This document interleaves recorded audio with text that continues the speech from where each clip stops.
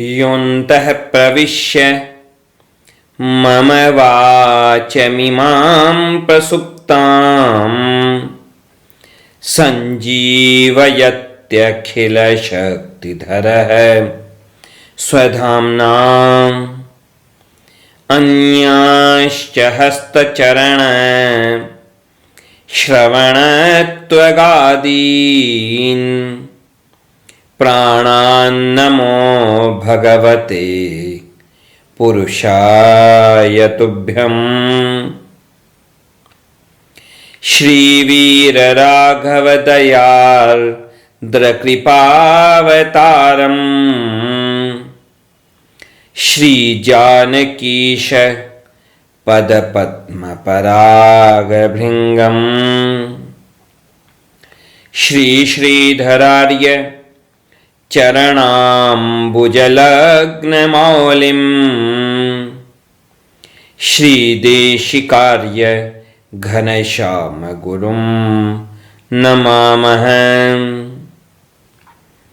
कर्कटे पूर्वफाल्गुन्यां तुलसीकाननोद्भवां पाण्ड्ये विश्वम्भरां गोदां वन्दे श्रीरङ्गनायिकीम्।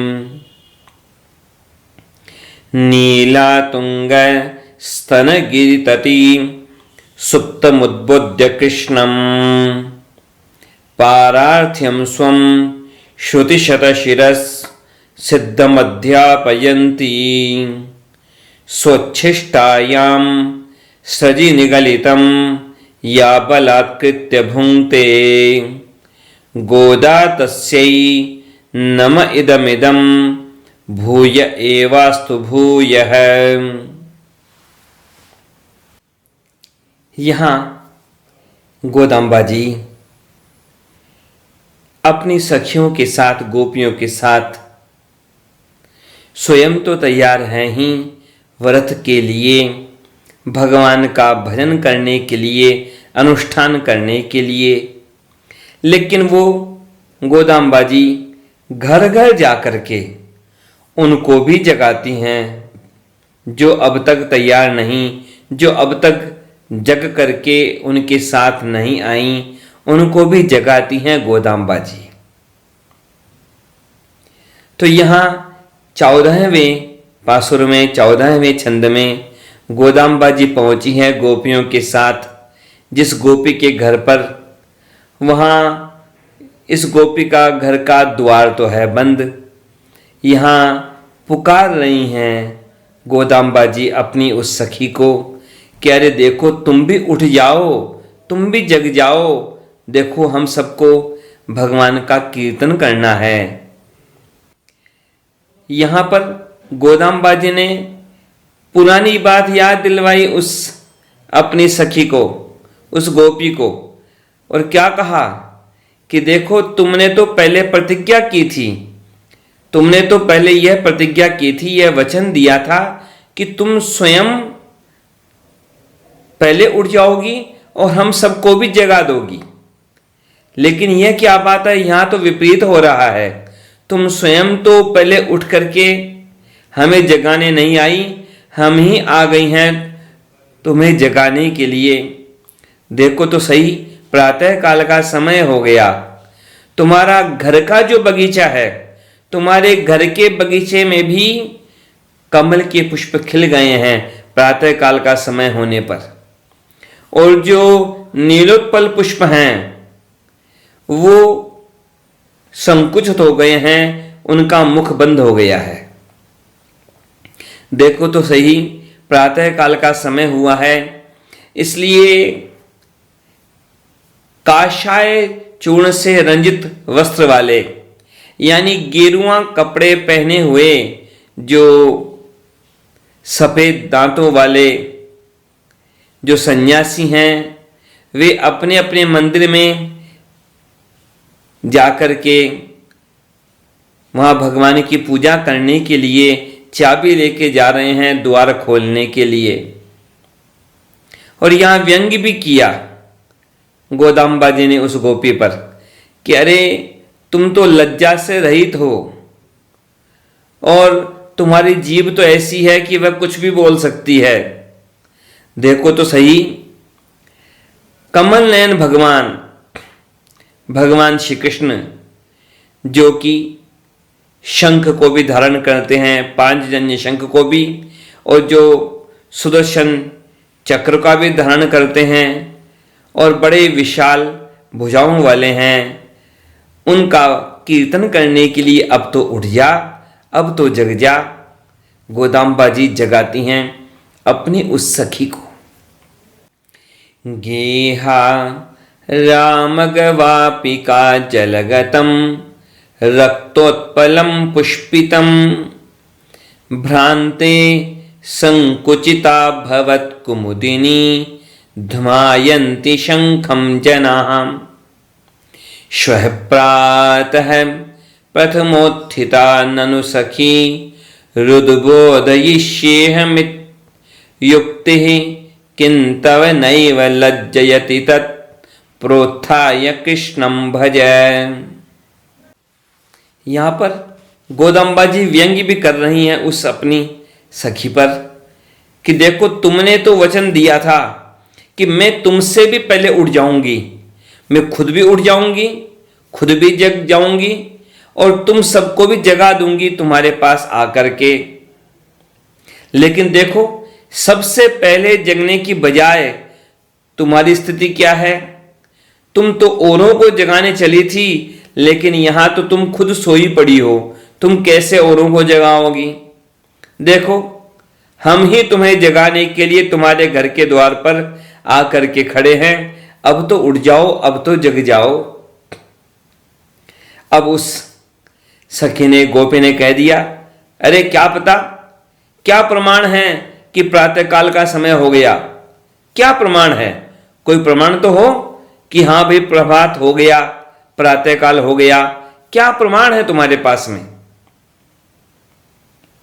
अब प्रमाण कहे, गोदाम्बा जी ने कहा, देखो, पहला प्रमाण तो ये देख लो, और देखना भी है प्रमाण तो तुमको कहीं बाहर जाके देखने की आवश्यकता नहीं है।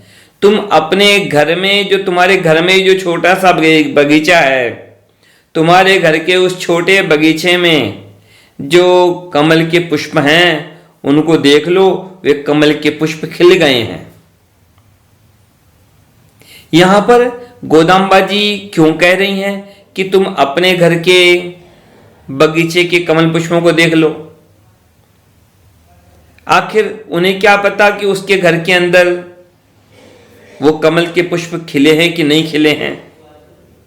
लेकिन बात ऐसी है इसके पीछे, यदि गोदाम्बा जी यह कहती कि बाहर सर्वत्र देखो, बाहर जो हैं कमल के पुष्प खिल गए हैं, तो यह सखी कह सकती थी कि बाहर के पुष्प तो क्या पता तुमने खिला दिए हो, अपने आप न खिले हो तो उनके पंखुड़ियों को तुमने हाथ से खोल दिया हो। तो उस संभावना को समाप्त करने के लिए क्या कह दिया गोदाम्बा जी ने कि तुम तो अपने घर के बगीचे में देख लो, तुम्हारे घर के बगीचे में जो कमल के पुष्प लगे हैं वे सब कमल के पुष्प खिल गए हैं। एक होता है कमल, एक होता है कुमुदनी। तो कमल पुष्प तो क्या होता है कि वह दिन में खिलता है और कुमुदनी रात को खिलती है। और कमल का पुष्प दिन होने पर खिलता है और जो कमलिनी है वह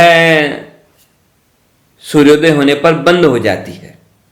तो यहां पर कहा गोदाम्बा जी ने उस गोपी से कि देखो, तुम्हारे घर में जो बगीचा है उस बगीचे में लगे हुए जो कमल के पुष्प हैं, देखो वे सब तो खिल गए, और जो तुम्हारे घर के उस तालाब में जो कुमुदनी के जो पुष्प हैं वे सब संकुचित हो गए हैं। तो यह है ना प्रमाण, दो प्रमाण बता दिए तुमको, तुम देख लो और अब तो समझ जाओ कि प्रातःकाल हो गया। परंतु फिर कहा उस गोपी ने कि अरे क्या पता प्रातःकाल हुआ कि नहीं हुआ, और क्या प्रमाण है तुम्हारे पास में? फिर कहा गोदाम्बा जी ने कि देखो तो सही, हम जो यहाँ आई हैं भगवान का नाम लेते हुए, भगवान के नामों का कीर्तन करते हुए, तो रास्ते में क्या देखा हमने रास्ते में देखा कि जो सन्यासी हैं, जो श्री वैष्णव सन्यासी हैं, वे सब श्री वैष्णव सन्यासी अपने हाथ में चाबी लेकर के भगवान के मंदिरों की ओर जा रहे थे, अपने अपने मंदिर की तरफ जा रहे थे, ताकि वे मंदिर का कपाट खोल सकें और भगवान की पूजा आराधना शुरू कर सकें। तो यह प्रमाण है ना, हमने उन सन्यासियों को देखा है भगवान की पूजा के लिए जाते हुए। यहाँ पर जो सन्यासियों का उल्लेख किया, उनके बारे में क्या कहा कि वे सन्यासी कैसे हैं, कि वे गेरुआ कपड़े पहने हुए हैं, और उनके दांतों का वर्णन किया कि दांत कैसे हैं, कि उनके दांत बिल्कुल सफ़ेद हैं। क्यों? क्योंकि कोई तंबाकू इत्यादि चीज़ का वह प्रयोग नहीं करते, इसलिए उनके दांत बिल्कुल स्वच्छ हैं, शुभ्र हैं, श्वेत हैं।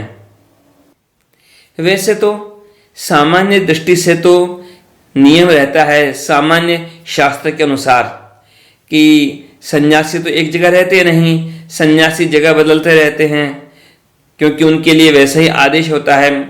तो वैसे तो सामान्य शास्त्र की दृष्टि से तो सन्यासी लोग मंदिर में पूजा नहीं कर सकते, लेकिन एक विशेष नियम भी होता है। तो विष्णु तिलक संहिता में प्रमाण दिया गया कि श्री वैष्णव सन्यासी मठ बना करके रह सकते हैं और स्वयं अपने हाथों से भगवान की पूजा कर सकते हैं, या फिर अपने शिष्यों के द्वारा भगवान की आराधना करवा सकते हैं। स्वयं करें चाहे शिष्यों से करवाएं, तो वह भी उनका अधिकार है। माठपत्यम यति कुर्यात विष्णु पूजा विवृद्धये। यहां पर जो गोदाम्बा जी ने कहा था उस गोपी से कि तुम उठ जाओ, जाग जाओ, तो यह कहा था साथ में कि तुम अपने ही बगीचे में जाके देख लो। तो अपने ही बगीचे के लिए क्यों कहा? कि वह अपने ही बगीचे को देखना होगा उसको, कि कमल के पुष्प खिले कि नहीं खिले, और कमलिनी के पुष्प बंद हुए कि नहीं हुए। तो वह एक बार तो उसको उठना पड़ेगा, भले ही वह उठ करके बाहर ना आए, चाहे वह अंदर के अंदर ही जाकर के देखे, अपने घर में ही जाके देखे, पर एक बार बिस्तर छोड़ देगी, एक बार उठ जाएगी, जग जाएगी, तो फिर तो उसको बाहर बुलाना सरल हो जाएगा, क्योंकि जगने पर तो, उसके सावधान होने पर तो उसको बाहर बुला ही लिया जाएगा।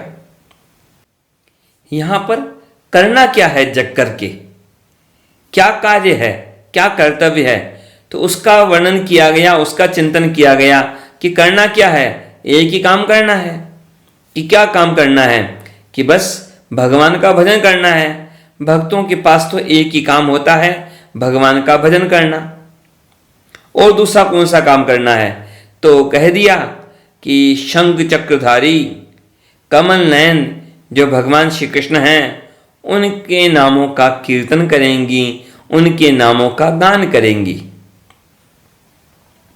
अब देखिए, वैसे तो भगवान के अनेक अवतार हैं, सारे अवतारों की तो गिनती भी कोई नहीं कर सकता, लेकिन मुख्य रूप से 24 अवतार हैं। 24 में भी 10 अवतार, दशावतार प्रसिद्ध हैं, और दशावतार में भी देखो तो 2 अवतार सबसे विशेष हैं, रामावतार और कृष्णावतार। अब रामावतार की बात करें तो वहाँ रामावतार में भगवान का शंख चक्रधारी होने का वर्णन वहाँ आता नहीं है। कहाँ आता है? वाल्मीकि रामायण में कहाँ वर्णन है कि राम जी शंख चक्र गदा पद्मधारी हों? उनका तो वर्णन मिलता भी है तो रामचरितमानस में जब भगवान का प्राकट्य होता है, जब भगवान जब अवतार लेते हैं माता कौशल्या के पुत्र के रूप में, तब वहां वर्णन आता है केवल वहीं पर कि भगवान कैसे हैं। भय प्रकट कृपाला, दीन दयाला, कौशल्या हितकारी। तो वहां पर आगे वर्णन आया, लोचन अभिरामा, तनु घन श्यामा, निज आयुध भुजचारी। भुजचारी, चार भुजाओं के साथ अवतीर्ण हुए और अपने आयुधों के साथ अवतीर्ण हुए। उसके अलावा और कहीं पर भी वर्णन कहाँ आता है, लेकिन भगवान श्री कृष्ण की बात हम करें तो भगवान श्री कृष्ण के बारे में यह जो बात कही गई, शंख चक्र गदा पद्मधारी, तो भगवान श्री कृष्ण ने अधिकतर तो अपना रूप बना के रखा दो भुजा वाला ही रूप है उनका। लेकिन कभी कभी विशेष लीलाएं की, तब उन्होंने अपने चतुर्भुज रूप को प्रकट किया और शंख चक्र गदा पद्मधारी अपना रूप अपने भक्तों को दर्शन दिया। कुछ प्रसंग है उस बारे में भी। सबसे पहली बात हम करें तो भगवान श्री कृष्ण का अवतार हुआ जब, तो अवतार हुआ तो कैसा हुआ, जैसे राम जी के बारे में कहा गोस्वामी जी ने कि निज आयुध भुजचारी, तो यहाँ भगवान श्री कृष्ण भी अवतरित हुए हैं वहाँ मथुरा में कारागार में। तो कैसे अवतीर्ण हुए, बड़े अद्भुत बालक के रूप में अवतीर्ण हुए, शंख चक्र गदा पद्मधारी के रूप में अवतीर्ण हुए। श्रीमद् भागवत के 10वें स्कंद के 30वें अध्याय के 9वें श्लोक के रूप में स्पष्ट वर्णन है वहां पर, तमद्भुतम बालकमंबुजे क्षणम चतुर्भुजम शंख गदायुधायुधम श्रीवत्सलक्ष्मम गलशौभिकौस्तुभम पीतांबरम सांद्रपयोद सौभगम। स्पष्ट लिखा है चतुर्भुजम, स्पष्ट लिखा है शंख गदायुधायुधम, शंख चक्र गदा पद्मधारी के रूप में अवतार लिया। लेकिन क्या किया आगे क्या हुआ, आगे वसुदेव जी ने भी भगवान की स्तुति की, माता देवकी ने भी भगवान की स्तुति की। लेकिन स्तुति करने के बाद माता देवकी ने भगवान से प्रार्थना की कि भगवान आप अपने स्वरूप को समेट लीजिए, आपके स्वरूप के बारे में पता न लगे दुष्ट कंस को, नहीं तो वह कंस कहीं आपको मारने आ जाएगा। वहां माता देवकी ने भगवान से कहा इस रूप को समेटिए,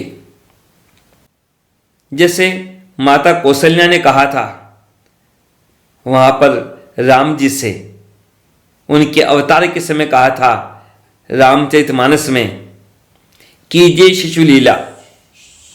तो यहां पर भी माता देवकी ने भी भगवान से कहा, क्या कहा, आप अपने इस रूप को समेटिए, सामान्य बालक के रूप में बदल जाइए भगवान। उपसंहर विश्वात्मन अदो रूपमलौकिकम शंख चक्र गदा पद्म श्रिया जुष्टम चतुर्भुजम। श्रीमद् भागवत का 10वां स्कंद 30वां अध्याय और 30वां श्लोक स्पष्ट लिखा है यहां पर शंख चक्र गदा पद्म। तो शंख चक्र गदा पद्मधारी भगवान थे वहां पर। वहां माता देवकी को दर्शन दिया, वसुदेव जी को दर्शन दिया। और आगे जब भगवान श्री कृष्ण पहुंच गए थे वहां गोकुल में लीलाएं करते हैं, वृंदावन में लीलाएं करते हैं, पर वहां भगवान अपना रूप दिखाते नहीं हैं कि मैं शंख चक्र गदा पद्मधारी भगवान हूं। लीलाएं करते हैं लेकिन पता नहीं लगता किसी को कि ये भगवान हैं, परंतु फिर भी भगवान को कभी कभी कुछ लीला करनी पड़ती है। ब्रह्मा जी को शिक्षा देने के लिए भगवान ने जब लीला की थी, ब्रह्म मोहन की लीला, वहां ब्रह्मा जी को भगवान ने अनेकों रूपों का दर्शन कराया। एक साथ अनेक रूप बनाए भगवान ने, और सारे के सारे रूप कैसे कि सारे रूप भगवान के शंख चक्र गदा पद्मधारी। ब्रह्मा जी ने तो बड़ी लंबी चौड़ी स्तुति की थी भगवान की, और वहाँ पर भगवान से कहा था, भगवान मैं अज्ञानी और अज्ञान के कारण मैंने अपराध किया। भगवान आपका, भगवान किसका क्या सामर्थ्य कि वह जान सके आपकी लीला को। कौन जान सकता है आपकी माया को? आप कब क्या कैसे क्यों कर लेते हैं, कैसी और लीला कैसे कैसे आप कर पाते हैं, क्यों करते हैं, कोई नहीं जान सकता भगवान, मैं क्या जान सकूंगा। को वेत्ति भूमन भगवन् परात्मन योगेश्वरोतिर भवतस्त्रिलोक्याम क्व वा कथम वा कति वा कदेति विस्तारयन् क्रीडसि योग मायाम। तो वहां ब्रह्मा जी को भी दर्शन दिया भगवान श्री कृष्ण ने, कैसा? चतुर्भुज रूप का। और वहां जब इंद्र का मान भंग करने के लिए वहां पर जब भगवान श्री कृष्ण ने रूप धारण किया था, पहले जब भगवान श्री कृष्ण ने समझाया था वहां गोप वालों को कि हमें इंद्र की पूजा से क्या मतलब, हमें तो गिरिराज जी की पूजा करनी चाहिए। तो सब गिरिराज जी की पूजा करने गए थे। वहां पर भी भगवान श्री कृष्ण ने क्या किया था, वहां पर एक रूप तो उनका 2 भुजाओं वाला एक रूप तो था ही, और एक नया रूप और बना दिया भगवान ने। तो वहां पर जो नया रूप बनाया गिरिराज जी का, तो वह रूप कैसा था? वह 4 भुजा वाला था, शंख चक्र गदा पद्मधारी। कृष्णस्त्वन्यतमं रूपम गोप विश्रंभणं गतः शैलोस्मीति भुवन भूरि बलि मादद बृहद वपुः। भगवान ने वहां 4 भुजाधारी शंख चक्र गदा पद्मधारी रूप बना करके और गिरिराज के रूप में पूजा स्वीकार की थी। उधर बाद में क्या हुआ था कि आए थे अक्रूर जी भगवान श्री कृष्ण को और बलराम जी को ले जाने के लिए, मथुरा ले जाने के लिए। परंतु अब चल तो पड़े थे, लेकिन अक्रूर जी के मन में संदेह हुआ, कहीं ये भगवान न हुए तो, कहीं ये सामान्य बालक हुए तो, कहीं कंस ने इनको मार दिया तो मेरा अपराध हो जाएगा। भगवान होंगे तब तो ये अपनी रक्षा भी कर लेंगे और हमारी रक्षा भी कर लेंगे। भगवान न हो कि यदि कोई सामान्य बालक होंगे तो ये खुद भी विपत्ति में पड़ जाएंगे। इधर मार्ग में मथुरा जाते समय में रास्ते में एक सरोवर था ब्रह्महृद, उसमें आखिर अक्रूर जी को वहां पर भगवान ने अपने रूप का दर्शन करवाया। कैसा दर्शन करवाया? शंख चक्र गदा पद्मधारी भ्राजमानम पद्मकरम शंख चक्र गदाधरम श्रीवत्स वक्ष संभ्राजत कौस्तुभम वनमालिनम। सुदर्शन चक्र जो है भगवान के, वो अधिकांशतः दिखाई नहीं देते थे भगवान श्री कृष्ण की लीलाओं में। जब चाहते भगवान तब सुदर्शन चक्र प्रकट हो जाते, जब चाहते तब। और सामान्य तौर पर भगवान श्री कृष्ण सुदर्शन चक्र को धारण करके नहीं रहते। वे सब देखिए द्वारकापुरी की रक्षा करते हैं सुदर्शन चक्र। जब वह पौंड्रक राजा था, वह पाखंडी पौंड्रक राजा जिसने अपने आप को भगवान कहा था, वह पौंड्रक राजा भगवान श्री कृष्ण को युद्ध में पराजित करने का विचार करके आया था, पर खुद ही मारा गया भगवान के सुदर्शन चक्र के द्वारा। भगवान ने चलाया अपना सुदर्शन चक्र और कहा कि तुम कहते थे कि अपने अस्त्रों का त्याग कर दो, तो लो मैं सुदर्शन चक्र छोड़ता हूं, तुम संभाल लो। लेकिन क्या हुआ? सुदर्शन चक्र से उस पौंड्रक का वध हुआ, उसकी मुक्ति कर दी भगवान ने। लेकिन उसी पौंड्रक राजा का मित्र था, वह काशी का राजा था। तो उस काशीराज ने एक ऐसा यज्ञ किया। यज्ञ होना चाहिए किसके लिए? मंगल करने के लिए, सबका मंगल करने के लिए। लेकिन उसने यज्ञ किया किस लिए? कि ताकि द्वारकापुरी को नष्ट कर सके, भगवान श्री कृष्ण को मार सके, ऐसा विचार था।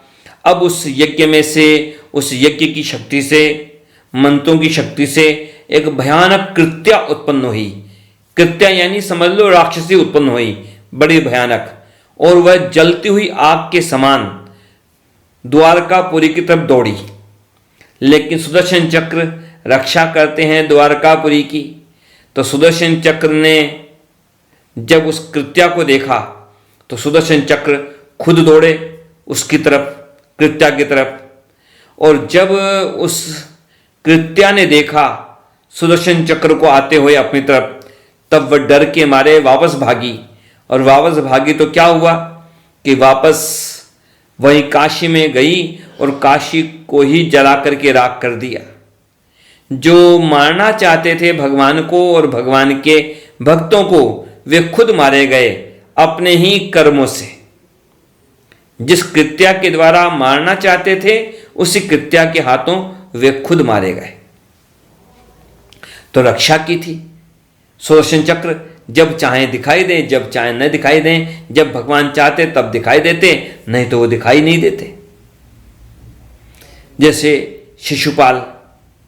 शिशुपाल का जब वध किया भगवान ने, उद्धार किया, तब भगवान ने संकल्प किया और सुदर्शन चक्र उनके तो उंगली पर आकर के विराजमान हो गए। तो सुदर्शन चक्र की बात कैसी कि वो हमेशा दिखाई नहीं देते, लेकिन भगवान के पास में हमेशा उपस्थित हैं अदृश्य रूप से। लेकिन शंख का प्रयोग तो भगवान बाकी भी करते हैं।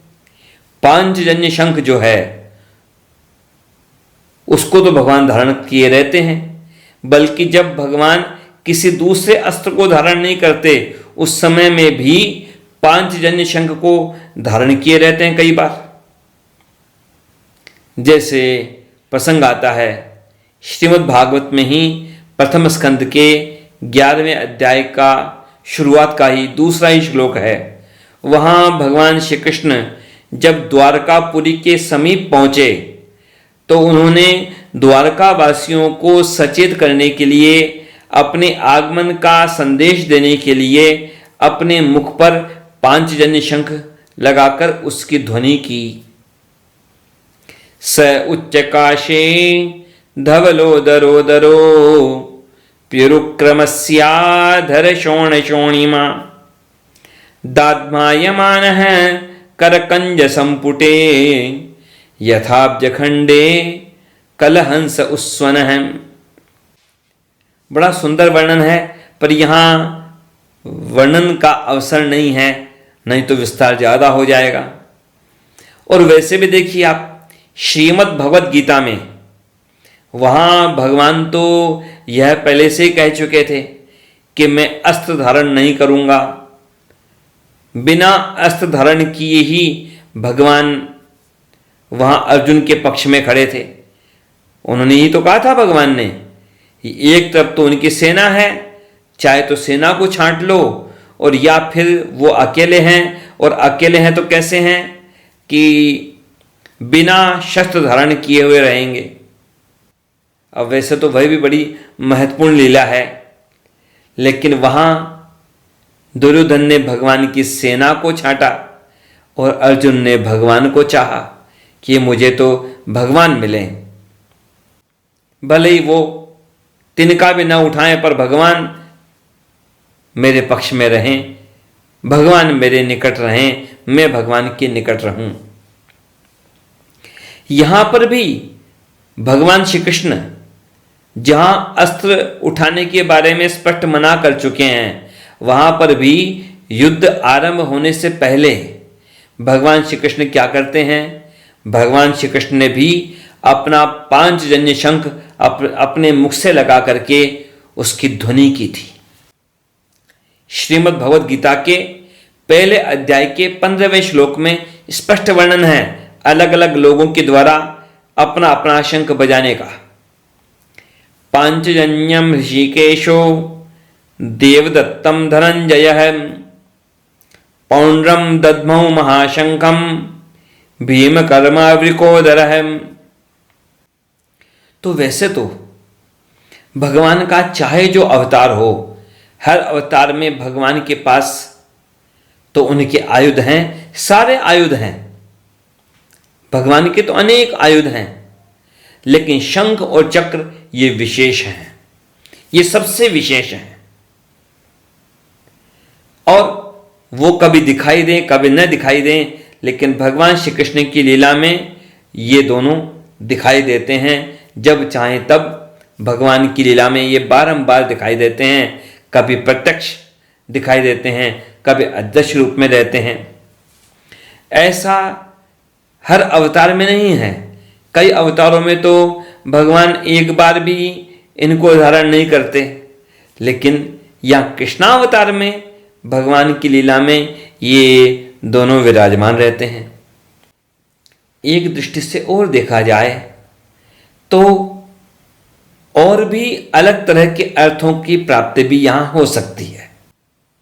ये जो लक्षण कहे गए हैं यहाँ पर भगवान के बारे में और उस सखी को जगाने के लिए, यदि इनका कुछ तात्पर्य देखा जाए तो वह तात्पर्य आचार्यों के बारे में भी पूरी तरह से घटित हो सकता है। जो आचार्य इस संसार का कल्याण करने के लिए आए हैं, उन आचार्यों पर भी ये सब घटित हो सकते हैं, ये लक्षण उनमें भी उतर सकते हैं। यहाँ पर जो जगा रही हैं मानो गोदाम्बा जी अपनी सखी को, मानो उसी तरह से वो जगा रही हैं उन महात्माओं को, उन आचार्यों को जो कि इस संसार में आए हैं दूसरों को जगाने के लिए, संसार के सारे जीवों का कल्याण करने के लिए। मानो गोदाम्बा जी उन आचार्यों को भी प्रेरित कर रही हैं कि आप जगिए। जगे हुए तो हैं ही हैं आप एक तरह से, लेकिन यहाँ जगने का मतलब प्रेरणा देना है कि अब आप औरों को जगाइए, आप औरों का कल्याण कीजिए, औरों का उद्धार कीजिए, बाकी जीवों को भी भगवान की प्राप्ति का मार्ग दिखाइए, सबको भगवान के श्री चरणों की प्राप्ति हो सके ऐसा प्रयास कीजिए। जैसे षटकोप स्वामी जी हमारे संप्रदाय के आदि आचार्य कहा जाए भले ही उन्हें, इस पृथ्वी पर जो आचार्य अवतरित हुए उनमें उनकी गिनती आरंभ से की जा सकती है। एक दृष्टि से कई अलग अलग दृष्टियों से अलग अलग जगह से आरंभ हो सकता है, लेकिन उनको एक तरह से प्रथम मानना उचित है। तो उनके बारे में भी श्रीमद् भागवत में ही स्पष्ट संकेत है। एकादश स्कंद के 5वें अध्याय में कृतादिषु प्रजा राजन कला विच्छन्ति संभवम कलौ खलु भविष्यन्ति नारायण परायणः क्वचित् क्वचिन् महाराज द्रविडेषु च भूरिशः ताम्रपर्णी नदी यत्र कृतमालापयस्विनी। वहाँ पर स्पष्ट वर्णन है कि अलग अलग युगों के लोग भी, जिन युगों में बहुत अनुकूलताएं थी, उन युगों के जो लोग थे वो भी क्या चाहते कि हमें भी कलयुग में जन्म मिल जाए। कि क्यों मिल जाए? कि उस समय में हमें भगवान के परम भक्तों का दर्शन का लाभ मिलेगा, क्योंकि भगवान के परम भक्तों का उस कलयुग में भी अवतरण होगा, भगवान के परम भक्तों का जन्म होगा। और कहाँ होगा? तो कहा गया कि बाकी तो सब तरफ होंगे, लेकिन विशेष कहाँ होंगे? कि द्रविड़ देश में होंगे, जहाँ पर ताम्रपर्णी नदी है, जहाँ कृतमाला पयस्विनी नदी है। तो वहीं पर षटकोप स्वामी जी अवतरित हुए और षटकोप स्वामी जी ने अपनी रचना में सहस्त्र गीते में संकेत कर दिया स्पष्ट। आगे भविष्यत आचार्य मतलब आगे होने वाले आचार्य के बारे में उन्होंने वर्णन कर दिया स्पष्ट। रामानुज स्वामी जी के बारे में संकेत कर दिया स्पष्ट कि आगे ऐसे आचार्य होंगे जो सारे जीवों को भगवान की प्राप्ति करवाएंगे। जो दूर है भगवान से उनको भी भगवान के पास ले जाने का मार्ग दिखाएंगे। और आचार्य का कार्य क्या है? यहाँ पर जो संकेत किया गया था कि यह जो गोपी है कि कैसी है गोपी, इसने स्वयं कहा है कि मैं पहले जग जाऊंगी और फिर औरों को जगा दूंगी। तो यही तो कार्य है आचार्य का। गुरु का कार्य क्या है कि वह स्वयं पहले जगा रहता है और फिर औरों को जगाता है। यह जगने का मतलब ये सामान्य क्रिया की बात मत समझना। जो सामान्य क्रिया है सोना और जगना, यहाँ इस सामान्य क्रिया से मतलब नहीं है। जैसे शरीर को जगना जरूरी है, शरीर को सोना भी जरूरी है। यहाँ पर शरीर के सोने और जगने से मतलब नहीं है। यहाँ जगने का मतलब बड़ा गहरा है और जगाने का मतलब बड़ा गहरा है। जैसे श्रीमद् भगवत गीता में भगवान का वचन है कि कैसा होता है योगी।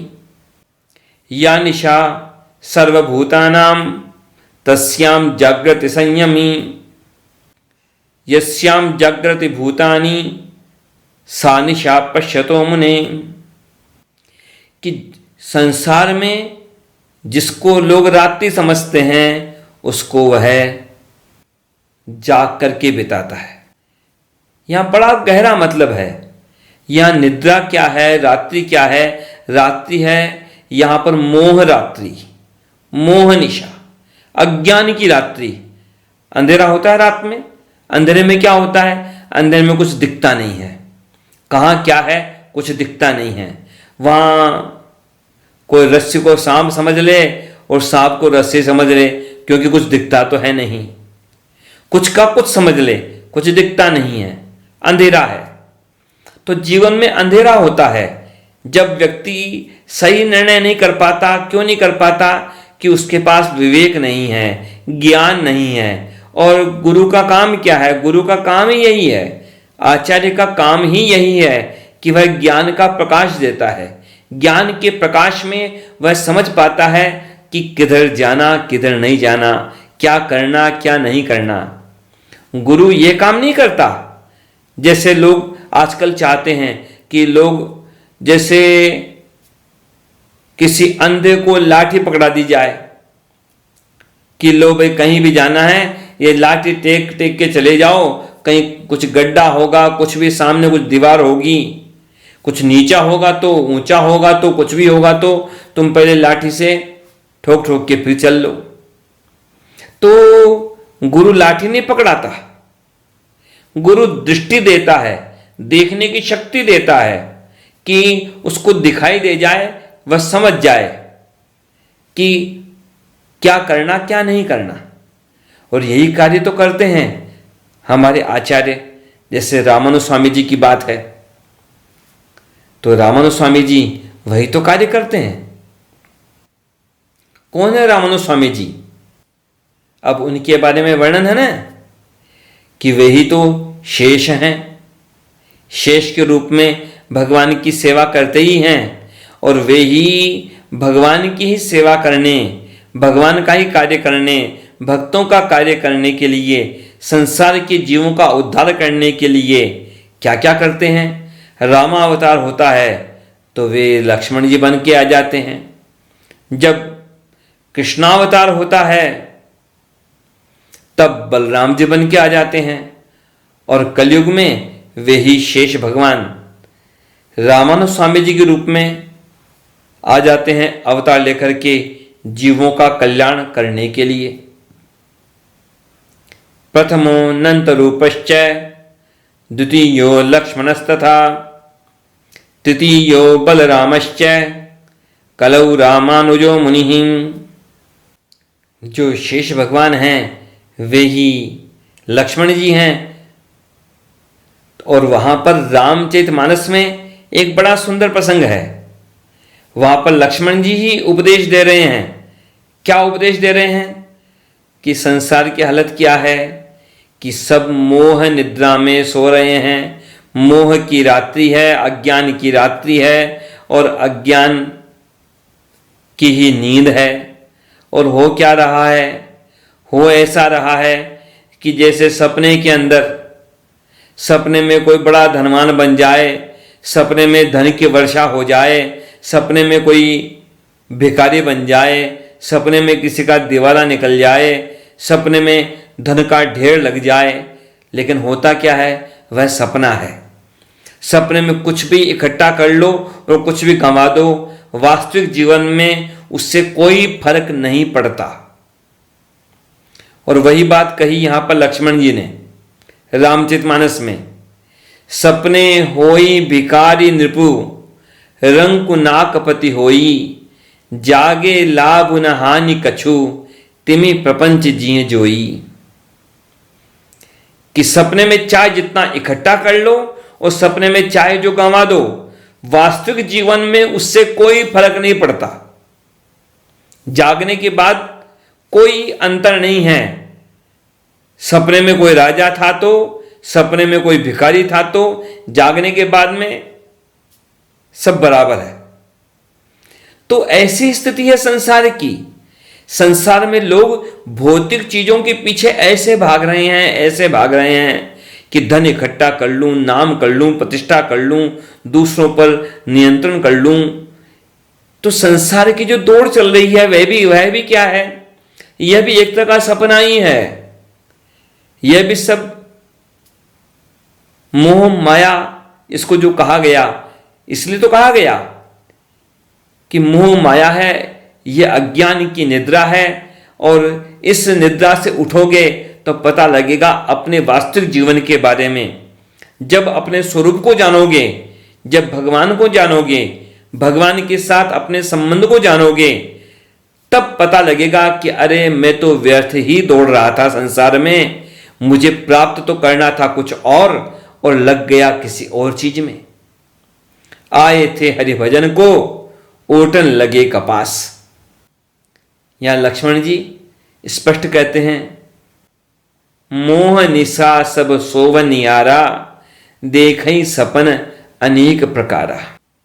संसार में हालत क्या है? संसार में सब मोह निद्रा में सो रहे हैं। और जब व्यक्ति सोता है तो क्या करता है? सोएगा तो सपने देखेगा, और सपने देखेगा तो सपने में तो दुखी भी होगा, खुश भी होगा, जैसा दृश्य सामने आएगा। लेकिन उसका वह सुख और दुख वो दोनों कब मिटता है? जब वह जाग जाता है तब जानता है अरे वो तो सपना था, उसमें क्या दुखी होना और क्या खुश होना, वह तो सपना था। तो ऐसी बात है, जो आचार्य जन हैं वो जगाते हैं, सचेत करते हैं कि जागो, अपने स्वरूप को जानो। जिन चीजों के पीछे तुम भाग रहे हो वे सब सपने की चीजें हैं। उनको इकट्ठा भी कर लिया तो कुछ भी नहीं हुआ। सपने में कोई राजा बन गया तो क्या हुआ?